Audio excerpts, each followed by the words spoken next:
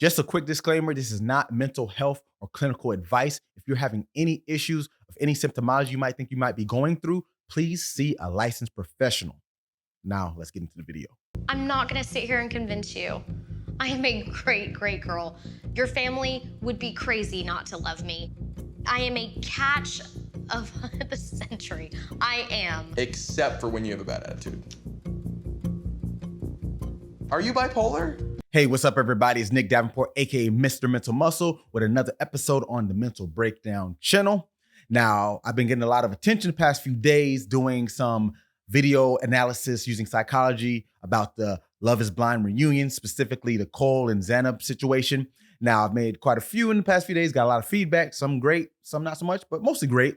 But this may be the last one I make on this topic, I don't know. It's just that there's so much we can take from this specific situation on Love is Blind, and Love is Blind itself has so many things we can break down through psychology. But on this particular episode, I'm calling it a case for Zanab because it brings a much bigger topic, even issue that I see in the mental health field in particular is the colloquialism of mental health terms. What that means is taking clinical terms and using them in everyday usage and usually using them incorrectly. Like the video I did on gaslighting, that's more so something that we see from a mental health perspective, but it's not a disorder. But you can see Cole used the term bipolar disorder to describe Zanab's mood or disposition, and it was incorrect because I think deep down it's more so of ignorance. Now, ignorance is just a lack of knowledge. Doesn't mean you're stupid, it just means you're not aware of what you don't know. And if you don't know it right, you can't do better. So I think education is a big part of how we get over this misconceptions of mental health and mental illness. Now, a lot of times people get offended, and I saw a lot of posts calling Cole out because of it. And I'm not defending, this is the point. I see this a lot. So it's not just Cole, it's the world over because I've even had clients, I'm in the psychological sciences. I used to be in the clinical side. Now I'm on the practical applied side with performance. But at the end of the day, I have clients who misuse terms all the time, like ADHD, OCD, and even bipolar. So if we can educate these topics, like I always say, let's make the mental health terms use more common, but don't use them commonly, meaning don't just use them so flippant as they mean nothing. They have meanings. And if you get to the clinical side, you have to understand there's actual symptomology to be diagnosed with said disorder. But let's break down first what bipolar is. Now, bipolar, think of the term polar. So think about something like the North Pole, South Pole, right? There's the North and there's the South. So they're two distinct sides of the world. Same thing with bipolar, two distinct moods. But when people think of bipolar, they're usually referring to something like a mood swing. Everyone goes through mood swings, so you can't really put that on a person as bipolar. We all change moods, some more frequent than others, but this comes to a lot of different factors, and we're not going to get into that side. But when we look at actual bipolar disorder, remember, disorder means it's clinical. It means it's harming your life, it's being more disadvantageous, it's severe, it's intense, and it's frequent. These are things we got to look at because when it comes to disorders, it's not just are they occurring. We all show some symptoms of some type of mental health effects, but we don't have enough usually to be called a disorder, right? So with bipolar, typically for bipolar 1, you need to have a manic episode. So mania, just with an elated mood, you're more impulsive, you're more likely to do things like are sexually risky, money-wise, gambling, do things that are more high energy, higher mood, but it's not always noticeable. Or if it is noticeable, it's not necessarily enough that it's so obvious that it almost blends in, if that makes sense. It's like hiding in plain sight. So people who have that manic episode, now you qualify for bipolar. That, right? Now, there's bipolar 2. When we look at, it's not as manic, it's called hypomanic or hypomania, where it's not as elated. It still can distort your disposition, but basically it's not going to be as much as a full manic episode. And on the other end, this person's going to have a depressive mood as well, because that's why it's bipolar. The high manic is one pole and the other pole is the depressive. And bipolar 2, they tend to have more of the depressive side. Now, for depression, we're talking about effective eating habits, eating less, eating more. You're not doing your daily routines, more lethargic, not getting enough sleep, things of that nature, or getting too much sleep. And you're having rumination, thoughts of defeat, helplessness. So that's the depressive side. So to be bipolar in any sense, you either have to have that mania, and then to have the bipolar 2, you're going to have that deep depressive side as well. So when he refers to Zanab as this, it doesn't even make sense because she doesn't show those signs. At least on the show, she doesn't show those signs. So this is why we can't just use these terms so flippantly. Now, I even saw online that Zanab had made a post about how she got some people DMing her, getting backlash saying she's so bipolar. And I want to read that to you real quick so we can make more sense of why she's coming from this. So she said, during an argument, Cole asked if she was bipolar. Someone said, how have you processed that insinuation? And she wrote, I think it was uncalled for. I think weaponizing something like mental health, especially with the stigma around mental health, is like how you don't call a woman crazy. I would never use that. There's one thing I believe in: having conversations, fighting clean, never hitting below the belt, not saying something you can't take back. People take things they hear and run with it. I've gotten lots of messages, and it's what I have or what I am. It's unfortunate now I get hundreds of messages that is something I should go get checked for. The internet is a very interesting place. Okay, so that was from Zanab herself about how she feels, how people are assuming now she's bipolar. And that's why I wanted to do this video, because she's right. It shouldn't be used wrong. It should be used as a weapon to attack. I agree 100% with that. But I think people just don't understand mental health disorders completely, and they use them wrong. That's why we got to talk about it more. So do I agree with Cole calling her bipolar, asking her? No. But I think from what I saw, genuinely, it was just an ignorant statement. He didn't know what he was talking about, and it could come off as wrong, definitely. Who wants to be called that? Because it's usually associated with negative, and that's another side of mental health.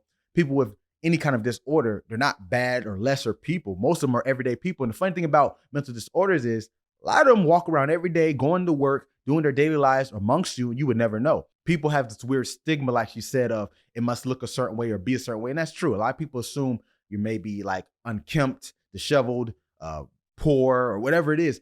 There's really no look for it. It could be anyone. So mental health is an invisible thing that affects you. So that's why I really wanted to make this video.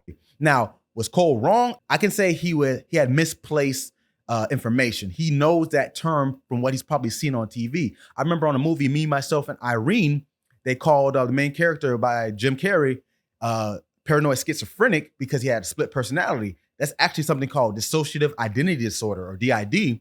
And the thing with that is, it's not night and day and you know who the person is. They're called fugue states that you go into, so you're not aware of the other personality. There's been cases of people who had whole other lives, whole other families. They didn't even know it because the personalities are separate. So when they play it off as, I know I'm this other person, I'm Nick, but I'm also John, you typically won't know because you go into the fugue state. So that's just another example. We can get into ADHD.